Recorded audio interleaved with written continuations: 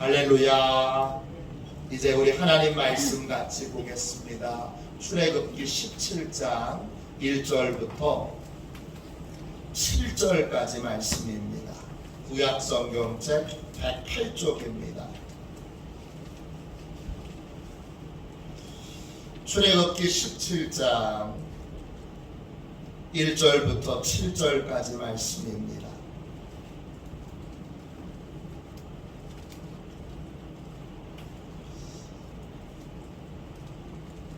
구약성경책 108쪽 우리 함께 1절부터 7절까지 같은 목소리로 하나님의 말씀을 함께 읽겠습니다. 같이 읽습니다.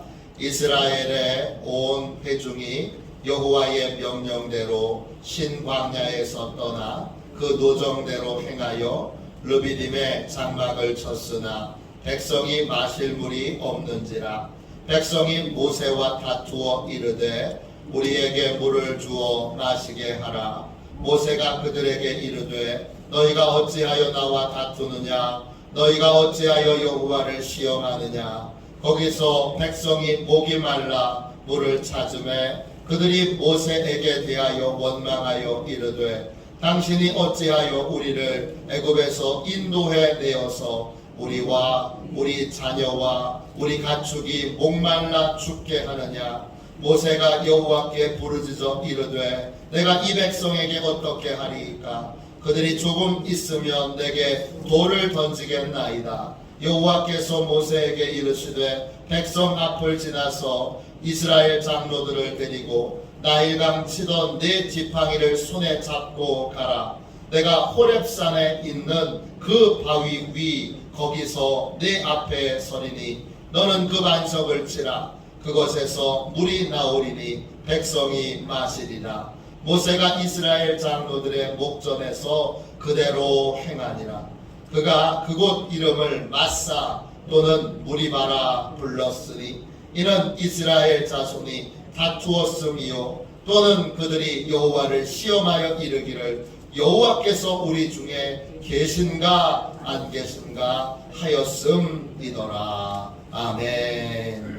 주님의 말씀입니다. 감사함으로 하나님의 말씀을 함께 받았습니다. 인생에서 광야를 만날 때, 인생에서 광야를 만날 때 이런 제목으로 같이 은혜를 나누겠습니다. 많은 그리스도인들이 형통이라고 하는 말을 오해합니다. 어떻게 오해하느냐? 전혀 어려움이 없는 상태를 형통이라고 생각합니다.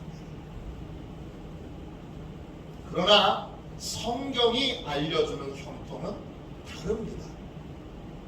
형통이라는 말은 구약에만 나옵니다. 신약에는 형통이라는 단어가 없습니다. 구약에 형통이라고 하는 단어는 히브리어로 찰라입니다. 뜻은 어려움이 전혀 없다는 뜻이 아니라 주님의 도움으로 어려움을 극복하는 것입니다. 어려운 일 중에도 믿음이 성장하는 것입니다. 그러니까 순종하면 내 인생에는 어려움이 조금도 없겠지? 그렇게 예상하는 건 하나님의 뜻과 다른 나의 헛된 기대입니다. 성경은 순종해도 어려움이 생길 수 있다고 분명하게 말하고 있고 그 어려움을 주님의 도움으로 극복하고 이기는 것은 바로 형통입니다. 어떤 분은 형통한 삶을 살고 있는데 자기가 형통한 삶을 살고 있는 줄 모릅니다. 그리고는 뭐라고 그러냐? 예수 믿는데 목사님 왜 이렇게 어려운 일이 많아요? 목사님 예수 믿는데 왜 이렇게 고통스러운 일이 많아요? 어려운 일, 고통스러운 일을 극복하고 이길 수 있도록 주님의 도움을 받는 것이 바로 형통입니다. 마가복음 15장 35절부터 41절까지 보면 예수님께서 제자들에게 명령하십니다. 갈릴리 바다를 건너서 다른 마을로 가자. 주님의 명령에 따라서 제자들이 배를 몰고 그리고는 건넌 마을로 가는데 큰 풍랑을 만납니다.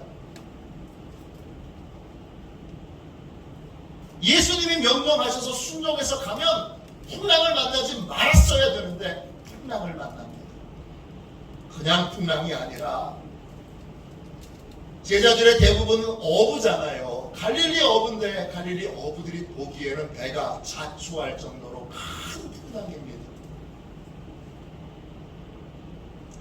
예수님께 순종해도 풍랑을 만날 수 있습니다. 예수님이 약속하신 형통은 풍랑을 막아주시는 것이 아닙니다. 제자들이 풍랑을 맞아 죽게 생기니까 예수님을 깨웁니다. 예수님은 그 배에 불이 들어차는 상황에도 하늘의 평강으로 주무시고 계십니다. 참 대단한 분입니다.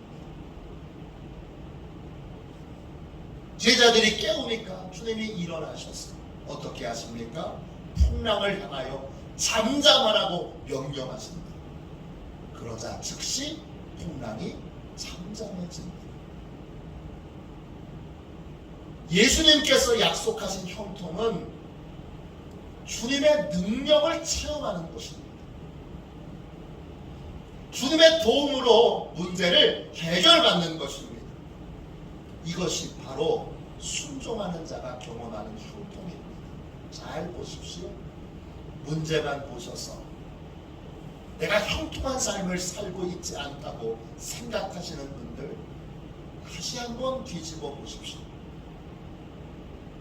여러분은 주님의 도움으로 형통한 삶을 살고 있는 것입니다.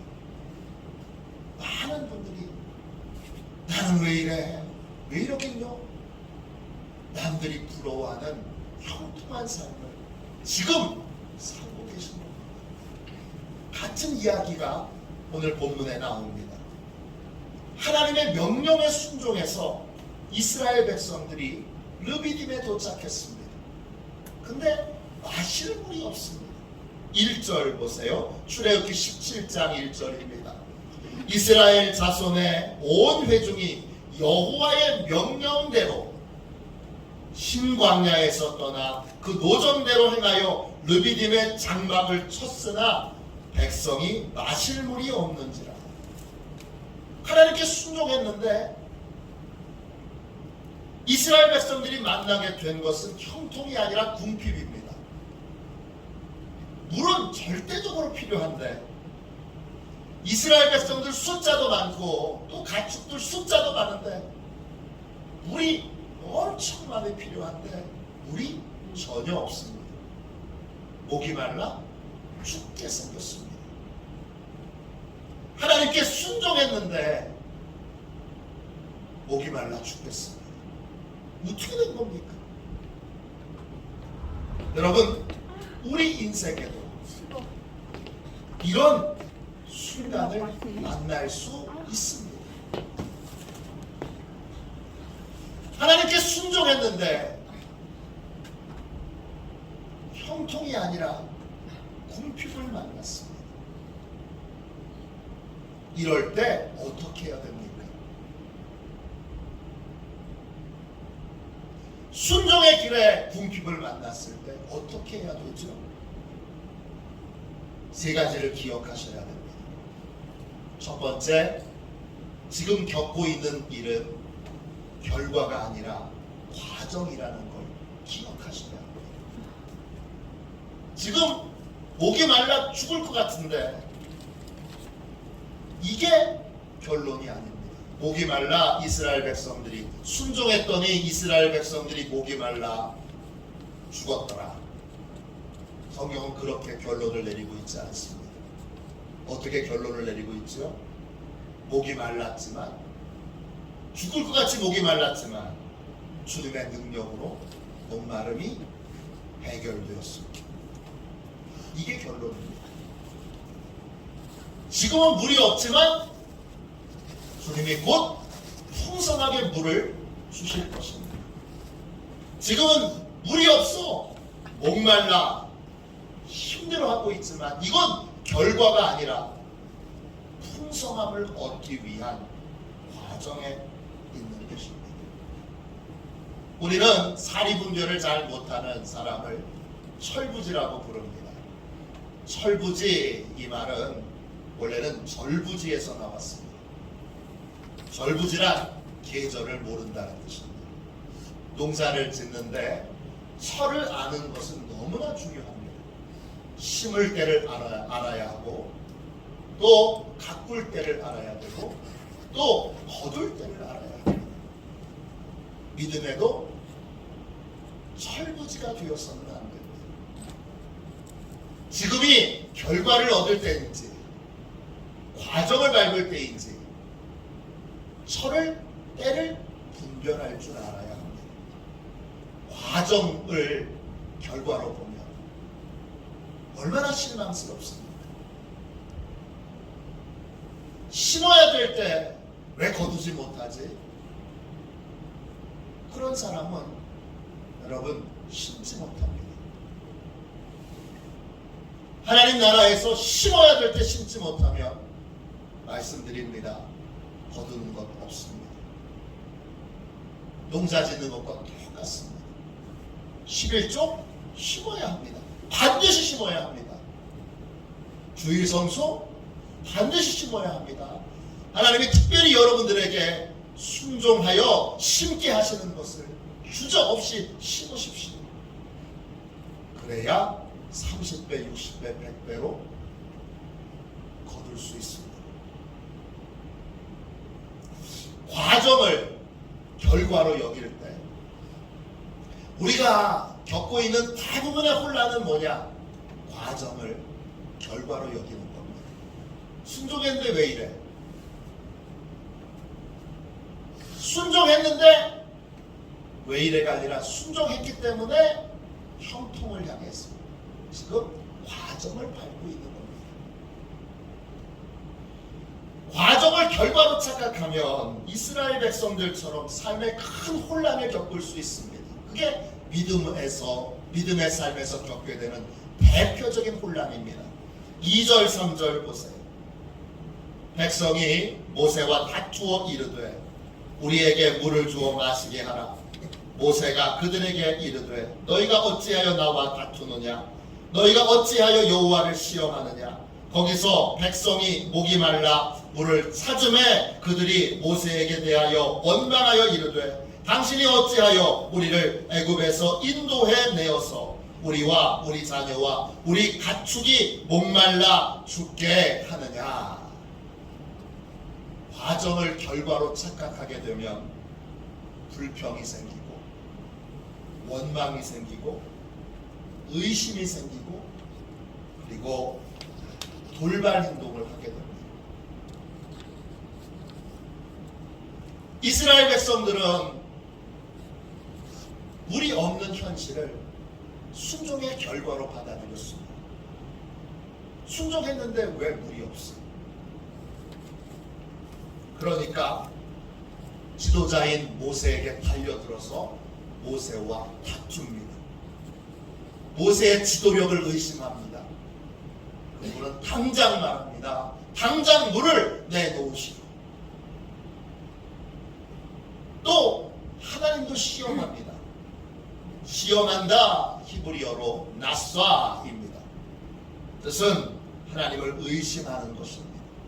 하나님의 선하심을 의심하는 것이고 하나님의 사랑을 의심하는 것이고 하나님의 능력을 의심하는 것입니다. 그리고 하나님을 의심하게 될 때 그들은 더 이상 하나님을 따르지 않고 제각각 물을 찾아다닙니다.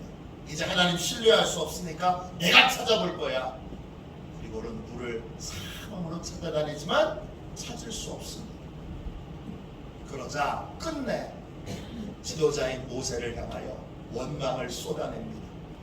당신은 왜 우리를 애굽에서 잘 살고 있었는데 우리를 애굽에서 인도하여 여기서 우리와 우리의 자녀와 우리의 가축을 목말라 죽게 하느냐.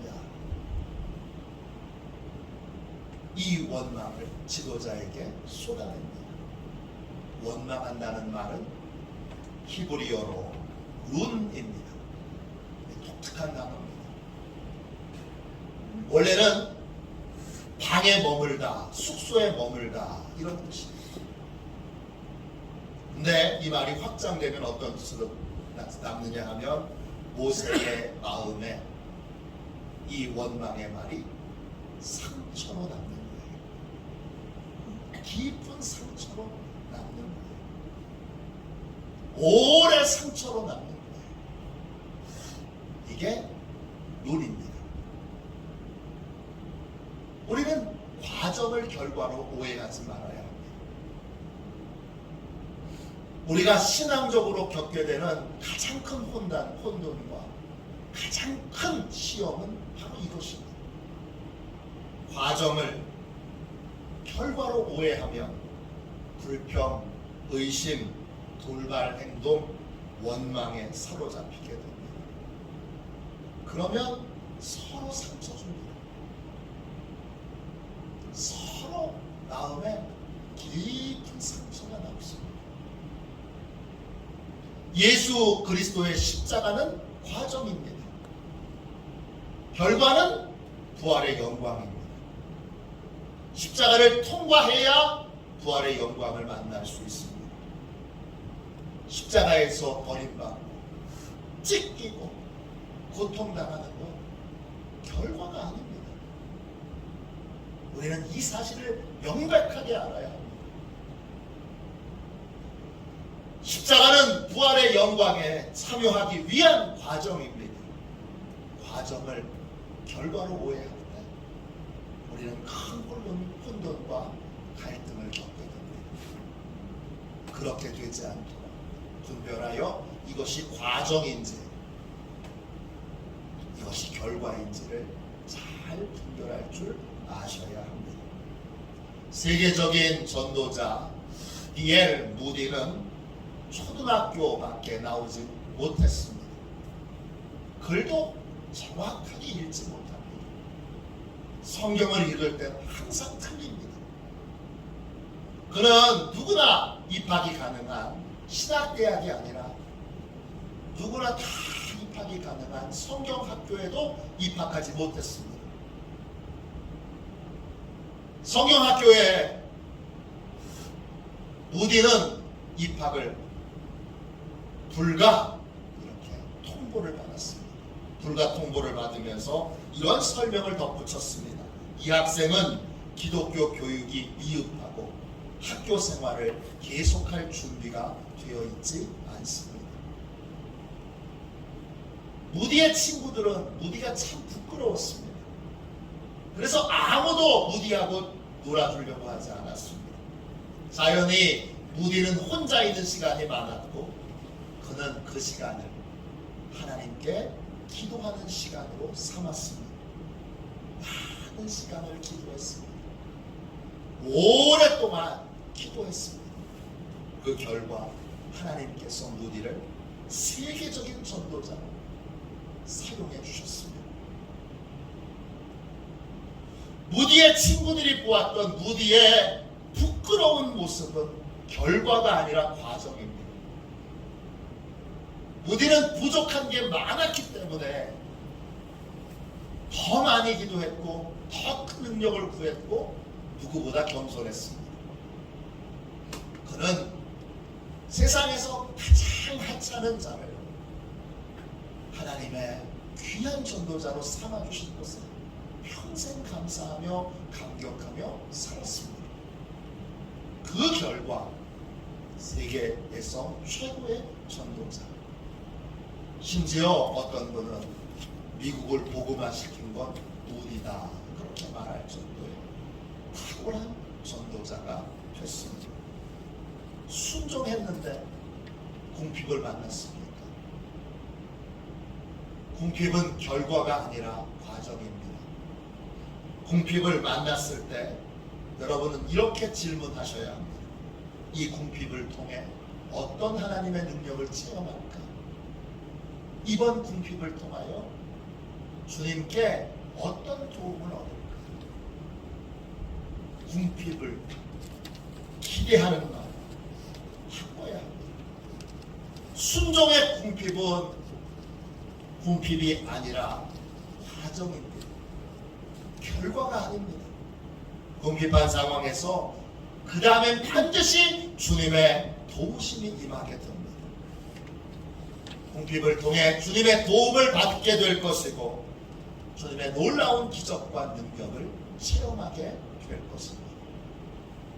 과정으로 여기고 소망으로 궁핍을 바라보실 수 있기를 주님의 이름으로 축원합니다. 하나님께 순종했는데 궁핍을 만났을 때 어떻게 해야 합니까? 두 번째 기억하셔야 될 건 주님께 부르짖어야 한다는 것입니다. 하나님께 순종했는데 왜 궁핍을 주셨을까요? 이스라엘 백성들에게 기도 훈련이 필요했기 때문입니다. 하나님은 구할 때 주십니다. 주님의 도움 가운데에는 기도 없이도 임하는 도움이 있고 어떤 도움은 반드시 부르짖어 기도해야만 받을 수 있는 도움이 있습니다. 우리가 복의 통로로 쓰임 받으려면 나 혼자 잘 먹고 잘 사는 것이 아니라 많은 사람들에게 복을 나눠주는 인생을 살려면 반드시 기도 훈련이 되어야 합니다. 그래서 저희가 50일 기도학교를 하는 겁니다. 50일입니다. 요즘 이렇게 길게 프로그램을 진행하는 경우를 보셨습니까? 50일 기도학교.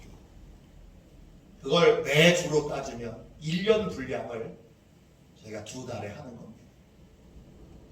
그렇게 하는 이유는 뭐지요? 기도 훈련이 필요하기 때문입니다. 출애굽기 17장 4절 말씀 보세요. 이제 궁핍을 만났어요. 이 궁핍에서 주님이 어떻게 도와주실까 기대하면 그 다음에 뭘 해야 되는 거예요? 주님의 도움을 받기 위해 반드시 부르짖어 기도해야 합니다. 4절 보십시오. 모세가 여호와께 부르짖어 이르되 내가 이 백성에게 어떻게 하리이까? 그들이 조금 있으면 내게 돌을 던지겠나이다. 하나님께 순종하는 자가 궁핍을 만난 이유는 기도 훈련이 필요하기 때문입니다. 모세는 백성들에게 원망의 말을 듣고 있는 중에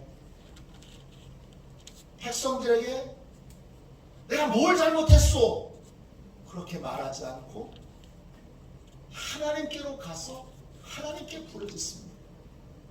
모세는 마음에 깊은 상처를 입은 상태에서 백성들에게 그 원망을 쏟아내지 않고 하나님께로 가서 하나님께 부르짖습니다. 모세는 지금 백성들에게 불신을 받고 있는데 자신의 리더십을 자기 힘으로 어떻게 회복시키려고 하지 않고 하나님께로 가서 하나님께 부르짖습니다. 왜 부르짖습니까? 지금이야말로 하나님의 도움이 절실하게 필요하기 때문입니다. 부르짖어 기도하면 어떻게 됩니까? 하나님이 도와주십니다. 필요한 모든 것을 넉넉하게 공급해 주시고 풍성하게 공급해 주시고 정확한 때에 공급해 주십니다. 기도의 사람 조지 뮬러는 이런 말을 했습니다. 이 세상에 단 하나의 빈곤이 있을 뿐입니다. 그것은 기도의 빈곤입니다. 조지 뮬러는 평생 5만 번 이상 기도 응답을 받았다고 전해집니다. 그는 누구에게도 후원금 요청을 하지 않고 60년 동안 10,000명 이상의 고아를 먹여 살렸습니다. 많은 고아를 돌봐야 했기 때문에 그런 기도 제목이 많았습니다. 그래서 기도 제목이 생길 때마다 기도 노트에 기록하고 끈질기게 하나님께 부르짖어 기도했습니다.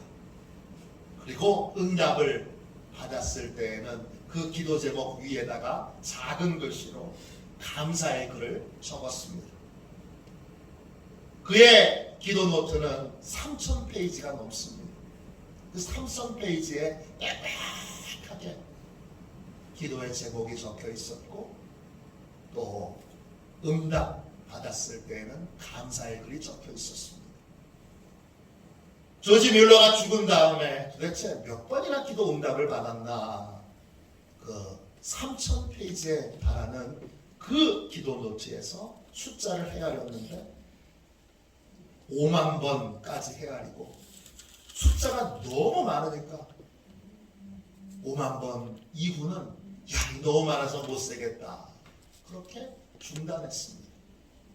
그래서 5만 번 기도 응답을 받은 게 아니라 5만 번 이상 기도 응답을 받은 겁니다. 5만 번이라고 하는 걸 생각해 보세요. 조지 뮬러의 인생으로 보면 하루에 4개 이상 기도 응답을 받은 겁니다. 젊은 시절 그가 방황했던 때를 뺀다면 어느 날은 10개, 20개의 기도 응답을 받은 겁니다. 어느 날은 고아들에게 줄 음식이 없습니다. 내일 아침 식사를 해야 되는데 음식이 딱 떨어졌습니다. 조지 뮬러는 하나님께 구하러 들어갔습니다. 그는 밤새워 하나님께 기도했습니다. 새벽 3시에 빵 공장에서 전화가 왔습니다. 목사님, 오늘 밤은 이상하게 잠이 오지 않습니다. 잠자려고 하면 누군가 저를 깨우는 것 같아서 도저히 잠이 오지 않아 지금 공장에 나가 빵이나 구우려고 합니다. 제가 오늘 아침에 목사님에게 빵을 좀 갖다 드려도 되겠습니까? 그날 아침 고아들은 따끈따끈하게 구워진 맛있는 빵으로 아침 식사를 합니다. 어느 날은 고아들에게 줄 우유가 떨어졌습니다. 역시 하나님께로 나아가서 조지 뮬러가 기도합니다. 그러자 몇 시간 지나서 그 고아원 앞에 문을 두드리는 소리가 들립니다. 나가보니까 트럭 운전사가 서 있습니다. 목사님, 제가 고아원 앞을 지나가고 있는데 트럭이 갑자기 고장이 났습니다. 꼼짝 못해 움직일 수 없습니다. 제가 우유를 싣고 가고 있는데 그냥 두면 우유가 상할 것 같으니 아이들에게 나눠줄 수 있을까요? 그날 고아들은 신선하고 맛있는 우유를 마음껏 먹었습니다. 빌리 그레이엄 목사님도 기도에 대해 이런 말을 했습니다. 기도는 아침에 열쇠이고 저녁엔 자물쇠입니다. 기도가 생활 속에 녹아들어야 삶의 문제들이 해결되면서 평화를 누릴 수 있습니다. 순종했는데 궁핍을 만난다면 하나님은 더 큰 계획이 있으신 거예요. 우리를 더 크게, 더 놀랍게 축복의 통로로, 복의 통로로 쓰시기 위해 기도 훈련을 시키시는 거예요. 그냥 주시는 것도 있지만 기도해야 주시는 것이 훨씬 많아요. 복의 통로로 많은 사람에게 은혜를 나눠주는 삶을 살려면 예외 없이 혹독한 기도 훈련을 받아야 합니다.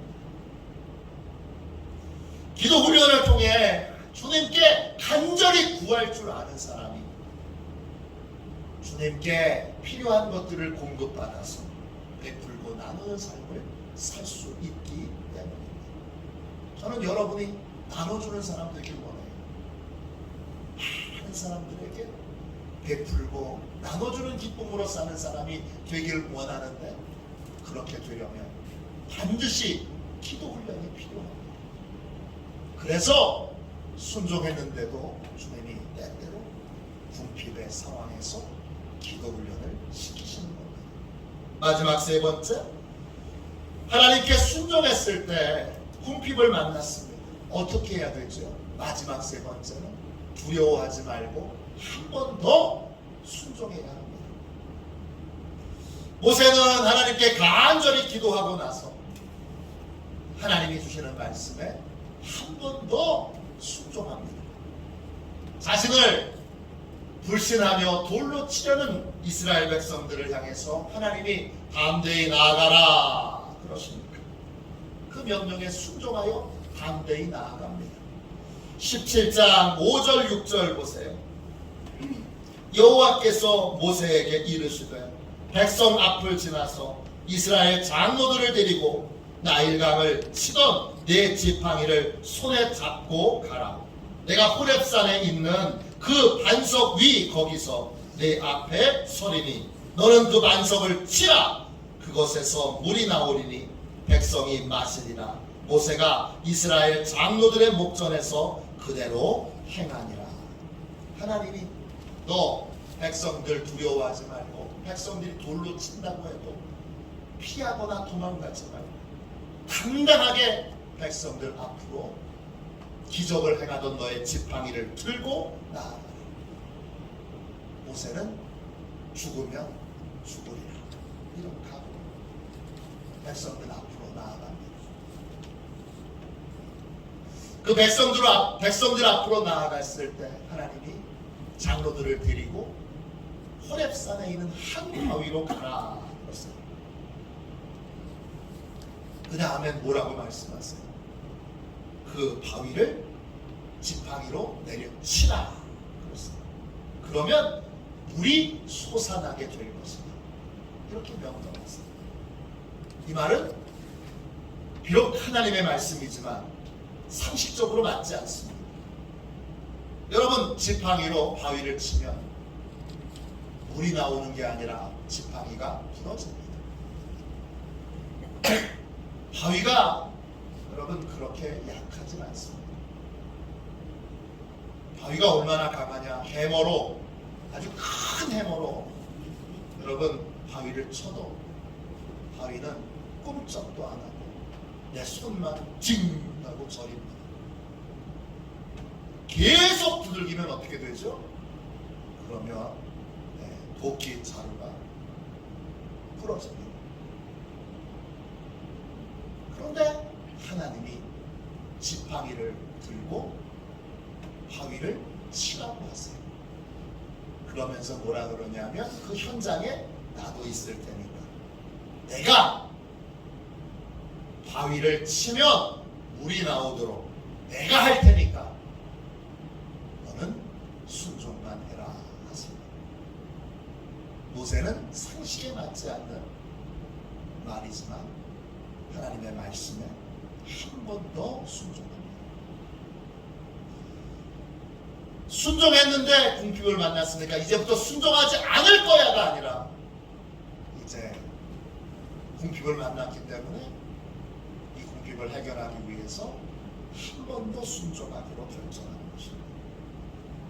그러자 바위에서 여러분 상식을 초월하여 물이 터져 나옵니다. 암만수가 쏟아져 나옵니다. 모세가 친 바위는 신약 성경에 보면 예수 그리스도를 상징합니다. 고린도전서 10장 4절입니다. 다 같은 신령한 음료를 마셨으니 이는 그들을 따르는 신령한 반석으로부터 마셨음에 그 반석은 곧 그리스도시라.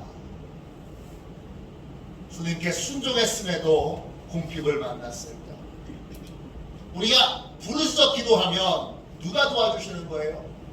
누가 공급해 주시는 거예요? 예수 그리스도. 우리 주님이 우리를 도와주시고 우리를 보호해 주시고 우리의 필요를 채워주십니다. 한 번만 채워주시나요? 아닙니다.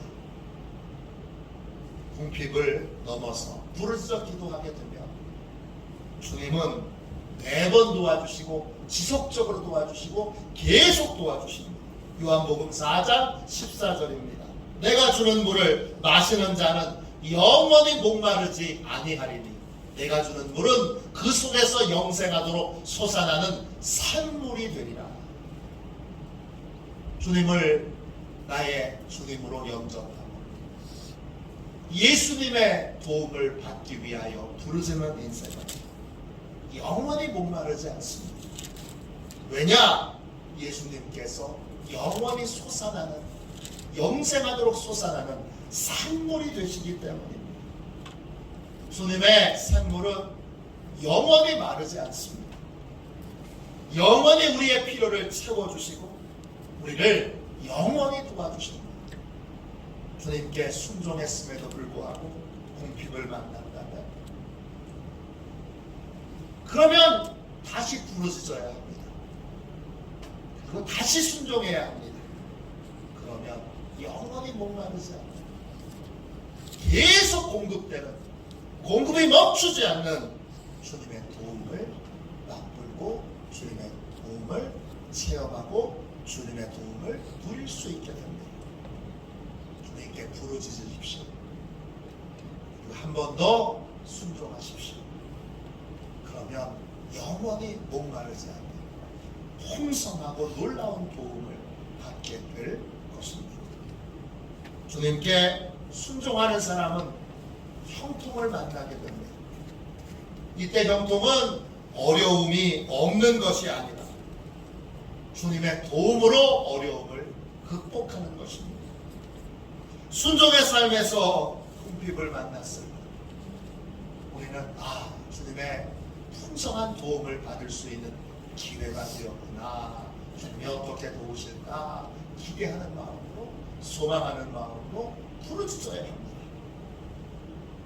그리고 기도하면서 주님이 깨닫게 해주시는 것을 한 번 더, 다시 한 번 더 순종해야 합니다. 그러면 우리가 기대하고 소망했던 것보다 훨씬 더 크고 놀라운 주님의 기적과 은혜를 체험하게 되고 우리 자신도 기적과 은혜의 통로로 쓰임받게 됩니다.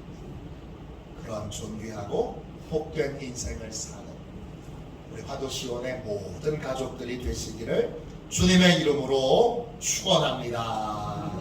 이 시간 우리 함께 찬양하겠습니다. 찬송가 310장 1절만 찬양하고 우리 함께 뜨겁게 오늘 주여, 오늘 선포된 말씀대로 순종하여 궁핍을 만났을 때 주님 과정임을 고백하고 부르짖겠습니다. 한 번 더 순종하겠습니다. 그래서 영원히 목마르지 않는 생명 산물 되시는 주님의 도움을 받겠습니다. 이렇게 우리 기도하도록 하겠습니다.